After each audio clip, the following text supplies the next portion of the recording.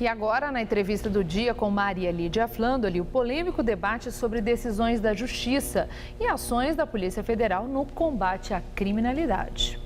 Para falar sobre avanços ou retrocesso na justiça brasileira, eu entrevisto o diretor da FGV Direito de São Paulo, Oscar Vilhena, professor de Direito Constitucional, Direitos Humanos e Direito e Desenvolvimento, que também foi diretor do ILANUD, o Instituto Latino-Americano das Nações Unidas para a Prevenção do Crime.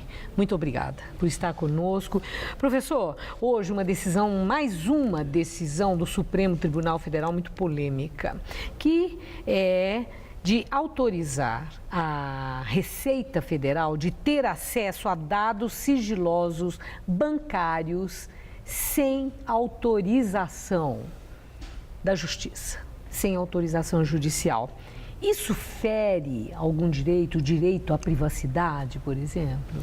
Olha, a Constituição ela é muito pouco clara a respeito de alguns direitos, tá?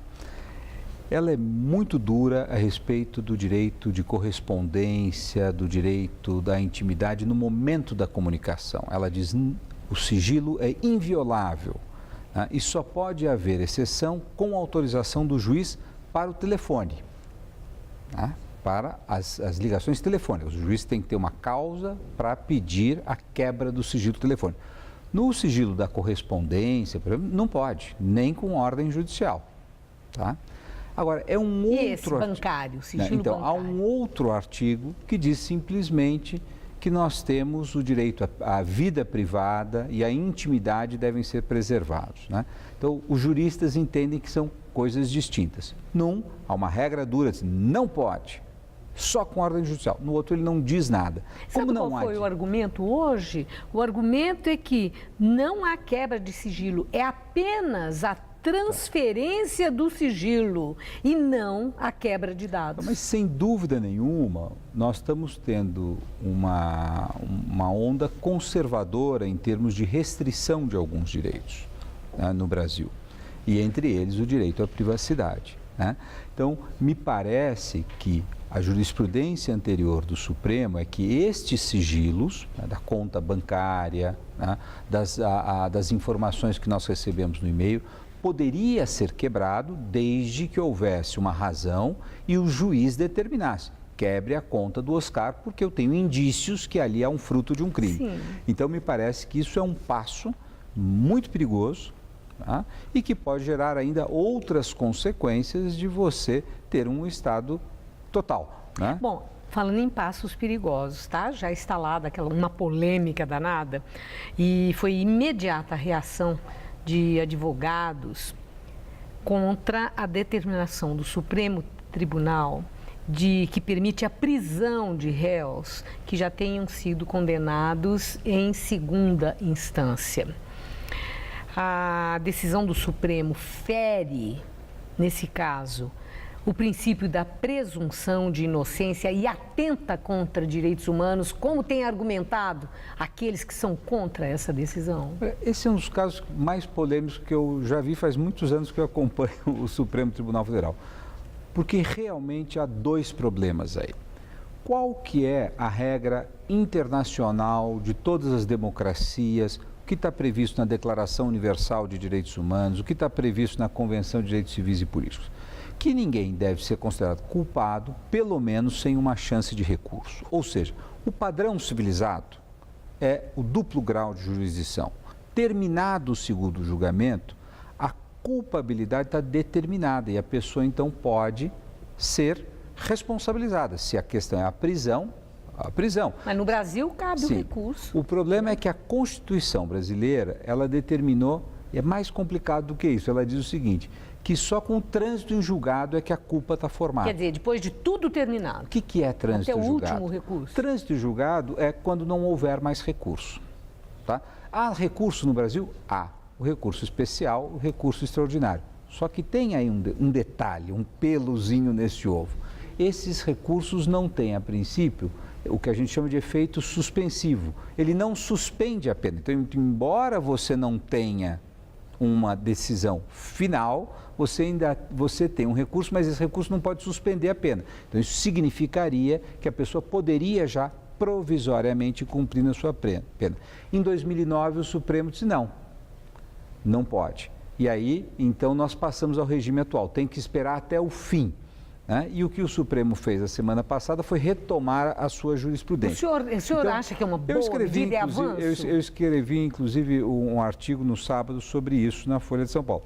Quer dizer, o Supremo mudou a Constituição e eu acho que isso é incorreto. Não é função. Né? Não é função do Supremo, eu acho que ele foi além daquilo que ele deveria fazer. Se você me perguntar se a Constituição foi bem escrita nesse artigo, eu digo não, é muito ruim.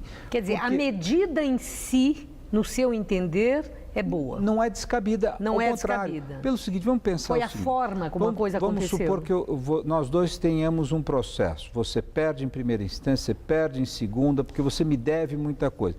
Aí você recorre ao Supremo, ficam 10 anos, eu tenho o direito, mas você adia o pagamento desse direito. Isso acontece, por exemplo, com ações contra o Estado, onde muita gente já ganhou dinheiro, já ganhou uma ação tributária e demora 15 anos para receber. Então, o Brasil criou uma disfuncionalidade, que é um erro da Constituição. Agora, quem corrige o erro da Constituição é o Congresso, não é o Supremo. Então, eu tenho uma posição difícil de ser explicada. Eu acho que não é um grande problema. Mas ficou muito claro. Né? Ficou mas muito claro. Não deveria ser o Supremo a corrigir esse problema. Quer dizer, a medida em si, no seu entender... É para o bem do país. É para o bem. Entretanto, a forma como a coisa foi determinada é que não é da competência do Supremo. É o Congresso que teria que fazer isso. É o Congresso que tem que fazer. E aí você entra no problema. Se o Supremo pode reformar a Constituição sobre isso, ele vai poder reformar sobre tantas outras coisas. E aí isso nos torna vulneráveis. É isso que nos torna vulneráveis. A Operação Lava Jato. É uma última questão.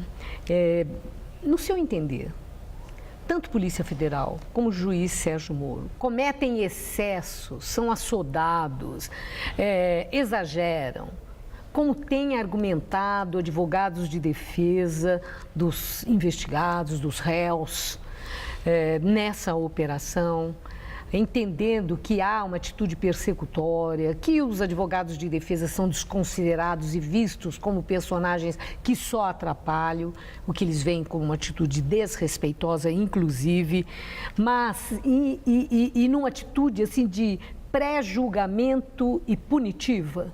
O senhor acha que está havendo exagero, excesso, que fere o direito daqueles que são acusados, são réus e estão envolvidos? Olha, uma coisa muito difícil para uma pessoa que não tem acesso aos autos, porque eles correm em segredo de justiça, você e eu, é fazer esse julgamento, né? Porque nós não sabemos de fato quais são os dados que estão sendo apurados, né? Então eu tenho dado muitas entrevistas sobre isso. Olha, eu não sou a pessoa certa a ser consultada sobre isso. O que eu posso dizer é o seguinte: nós temos a decisão de um magistrado muito jovem, tá? Que está enfrentando um problema de corrupção sistêmica no país, o que exige uma certa endurance, uma certa capacidade de enfrentamento. As suas decisões têm sido sistematicamente mantidas pelo Tribunal Regional no Rio Grande do Sul e mantidas pelo STJ, quando lá chegam, e mantidas pelo Supremo. Então, a minha tendência é achar que aquela instância judicial está fazendo um trabalho bastante razoável, né? Se você me perguntar, tem eventualmente um exacerbamento? Sim, eu creio, por exemplo, que as prisões preventivas são excessivas, tá? Por quê? Porque muitas dessas pessoas não colocam em risco a sociedade e também as provas já foram colhidas. Então, manter uma pessoa antes do julgamento presa é uma forma, né? Agora, se você me perguntar, no caso do Marcelo, eu não sei no caso do Marcelo, porque eu não sei quais são os dados, eu não sei o que. E se alguém falar que tem e não for aquele que conhece o processo, está mentindo. É ideológica a afirmação, né? Então, essa é a minha impressão. No conjunto, eu acho que o Brasil tem dado um passo muito largo em direção à consolidação do Estado de Direito, que significa a lei vale de forma igual para todos, e eu aplaudo essa medida. Eu acho que é um processo muito importante. Por mais de 500 anos nós dissemos que a lei não valia no Brasil. E a lei nos parece que está avançando. Podem haver alguns abusos nesse processo? Sim. Devemos tolerar? Não. Mas, sem dúvida nenhuma, eu acho que é um avanço fabuloso o que aconteceu desde o julgamento do mensalão, o que vem acontecendo agora, e os abusos têm que ser coibidos. O que nós não podemos é jogar o bebê com a água do banho, tudo é inválido. Muito obrigado, professor. Obrigado. Uma boa noite. Muito obrigado.